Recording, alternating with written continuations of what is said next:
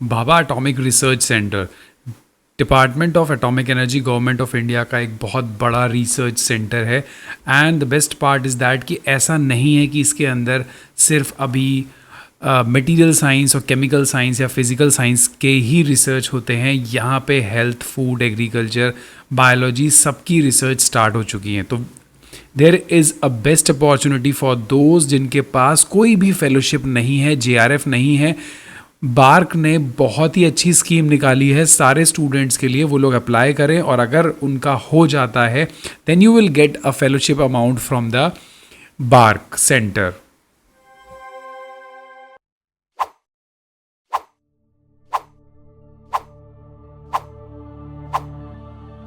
So when you will go to the various vacancies at Bhabha Atomic Research Center, then these are the option, and the third option है, इसमें आपको ध्यान देना है, this is for the award of the JRF। मतलब अगर आप net JRF नहीं निकाल पाए हो, CSIR नेट JRF नहीं निकाल पाए हो, या सिर्फ नेट निकला है, तो आपको फेलोशिप नहीं मिल पाता। इंस्टीट्यूट्स के अंदर, यूनिवर्सिटीज़ के अंदर आप एडमिशन तो ले लेते हो but you won't get any amount.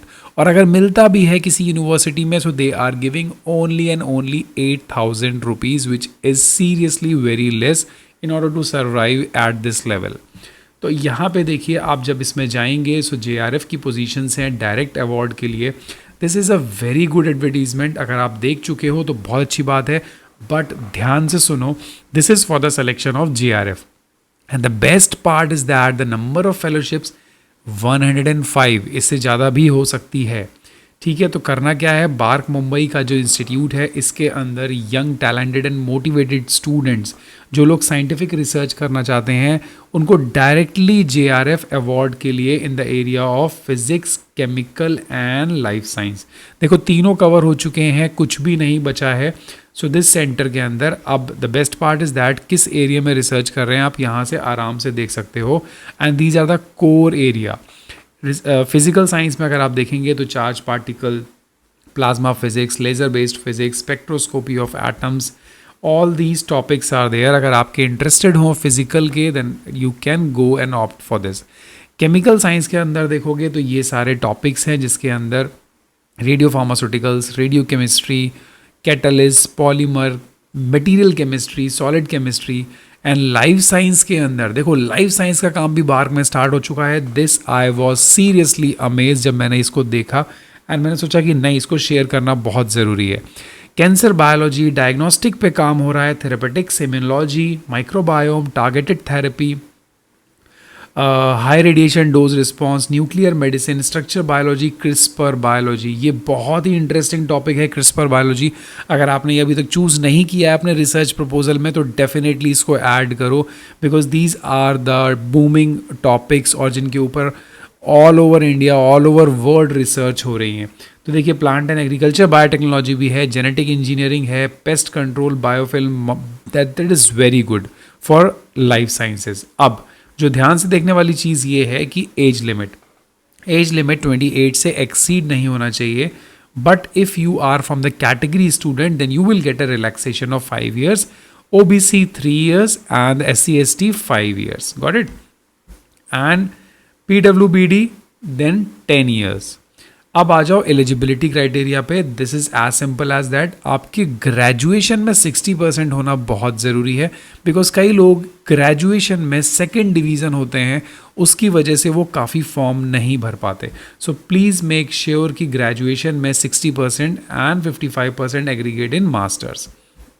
Second important criteria is those who are waiting for their final master's degree result can apply for this, no problem at all.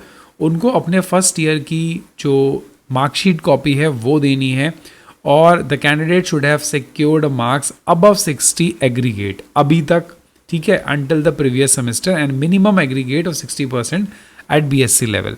तो BSc लेवल में 60% होना चाहिए और masters के first year में minimum 60% होना चाहिए, तो आप भी अप्लाई कर सकते हो। In case appearing candidates are selected, अगर आप सेलेक्ट हो जाते हो, you have to minimum secure 55% marks, otherwise your candidature will be cancelled और terminated. So please be And if you have joined an integrated course, master's, bachelor's, dual degree, then 50% is also relevant for यू। अब देख लो, जो सबसे important है masters में, अगर आप फिजिक्स में अप्लाई करते हो तो mathematics must be one of the subject as bachelor's level. अगर आप फिजिक्स में अप्लाई करना चाह रहे हो तो मैथमेटिक्स होना बहुत ज़रूरी है बैचलर्स में, और केमिस्ट्री में अगर आप अप्लाई करना चाह रहे हो तो फिज़िक्स बहुत ज़रूरी है आपका बैचलर्स में। फिर उसके बाद अगर आप लाइफ साइंस में हो तो MSc applicant should have at least one of the following subject at BSc level.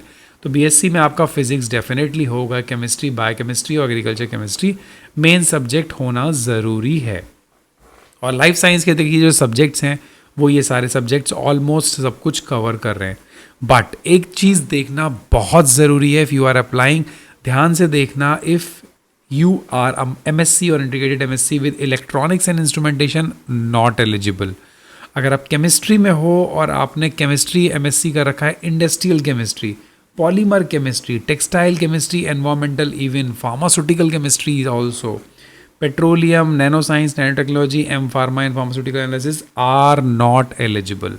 तो अगर यार आप इन सब्जेक्ट से हो तो एप्लीकेशन मत अप्लाई करना, because they have clearly mentioned about the eligibility and non eligibility. And अगर आप इन सब्जेक्ट से भी हैं, polymer science, medicine, medical science, pharmaceutical science, तो वो लोग भी अप्लाई नहीं कर सकते।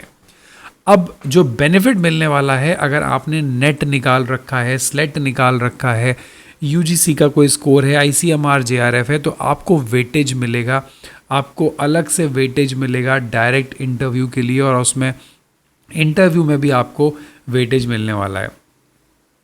So please be careful. अगर ऐसी चीज़ है तो बहुत अच्छी बात है, आपका recommendation compare to the above candidates will be high. Selection procedure ये है, आपकी एप्लीकेशन स्क्रूटनी करने के बाद you will be shortlisted for the interview, और आपके एकेडमिक परफॉर्मेंस के बेसिस पे डिसीजन लिया जाएगा। सो फर्स्ट स्क्रीनिंग आपकी एकेडमिक बेसिस पे ही होगी, उसके बाद इंटरव्यू। सो ये हैं जनरल इंस्ट्रक्शंस। एप्लीकेशंस ध्यान से भरना, रिलैक्सेशन है कैटेगरी का, सो बी केयरफुल। अगर रिलैक्सेशन ले रहे हो तो डॉक्यूमेंट होना बहुत ज़रूरी है।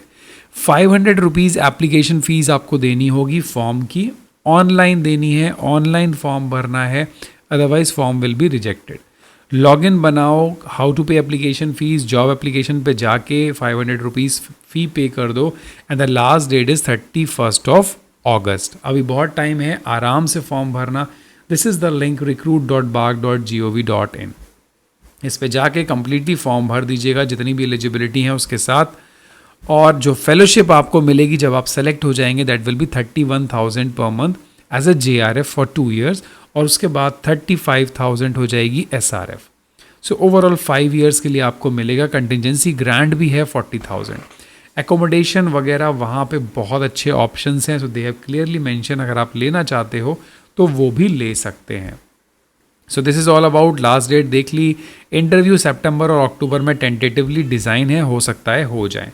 सो प्लीज़ बी केयरफुल, और अगर इंटरव्यू हो जाते हैं तो आपको ज्वाइन करना पड़ेगा। So this is all about the BARC Bhabha atomic research centre, one of the best centre for atomic energy, department of atomic energy, government of India. Thank you so much. Have a nice day. If you have still any doubt, then you can just join our Telegram group. Confirm your doubt. Comment section में डाल के अपने doubt clear करके जल्दी से application apply करो।